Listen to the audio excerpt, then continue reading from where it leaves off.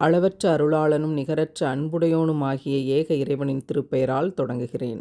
ஹுவல்லதி ஹலகலகும் மா ஃபில் அர்ளி ஜமீஅன் சும்மஸ்தவா இலஸ் ஸமாஇ ஃபஸவ்வாஹுன்ன சபஅ ஸமாவாத் வஹுவ பிகுல்லி ஷைஇன் அலீம். அந்த இறைவன் எத்தகையவன் என்றால், அவனே உலகத்திலுள்ள அனைத்தையும் உங்களுக்காக படைத்தான். பின் அவன் வானத்தின் பக்கம் முற்பட்டான்.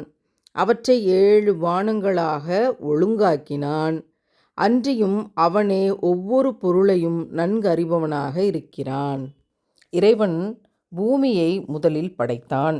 அடுத்து 7 வானங்களை படைத்தான். இப்படி சொல்லக்கூடிய இந்த விடயத்தில் மார்க்க அறிஞர்கள் சொல்கிறாங்க, ஒரு கட்டடம் கட்டி முடிக்கிறாங்க அப்படின்னா கீழ்த்தளத்தை கட்டி முடிச்சுட்டு தானே மேல் தளத்தை எழுப்ப முடியும். அஸ்திவாரத்தை கட்டிட்டு தானே அடுத்து மேலே உயர்த்தி எழுப்ப முடியும். அது மாதிரி பூமியை முதல்ல வடிவமைச்சிட்டு அதுக்கு பிறகு 7 வானங்கள் 7 வானங்களோட பணிகளை முடித்ததற்கு பிறகு பூமியை இறைவன் விரித்தான் என்று சொல்லப்படுகிறது. இன்னொரு வசனத்தில் இறைவன் கேட்குறான், நபியே அவர்களிடம் நீர் கூறுவீராக, இந்த பூமியை 2 நாட்களில் படைத்த இறைவனை நீங்கள் நிராகரிக்கின்றீர்களா? அத்தியாயம் 4 வசனம் 11. அப்போது இந்த பூமியை இறைவன் 2 நாளில் படைத்தான். இப்னு அப்பாஸ் ரலியல்லாஹு அன்ஹு அவங்கக்கிட்ட இந்த கேள்வியை கேட்கும்போது அவங்க சொல்கிறாங்க, பூமி தான் வானத்திற்கு முன்பாக படைக்கப்பட்டது. அதற்கு பிறகு பூமி விரிவுபடுத்தப்பட்டது. வானம் படைக்கப்பட்டதற்கு பின்னர்தான் என்று பதிலளித்தார்கள். பூமி சார்ந்த படைப்புகளுக்கு முதலில் வடிவம் தந்து பின்னர் வானம் சார்ந்த படைப்புகளுக்கு வடிவம் தந்தான் இறைவன்.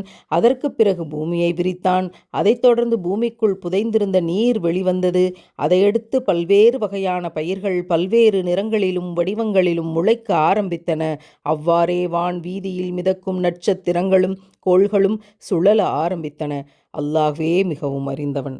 இறைவன் எத்தனை எத்தனை எத்தனை அற்புதமாக இவற்றை படைத்து தந்திருக்கிறான்.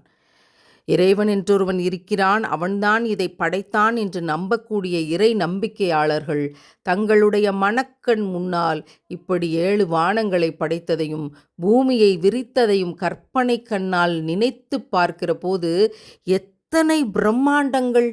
அதற்குள்ளே நாம் எங்கே இருக்கிறோம் என்று தேடி பாருங்கள். இத்தனை பிரம்மாண்டத்திற்குள்ளும் நாம் ஏதோ ஒரு புள்ளியாய் இருக்கிறோம். நம்மை நம் இறைவன் அறிந்து வைத்திருக்கிறான், அறிந்து கொண்டிருக்கிறான்.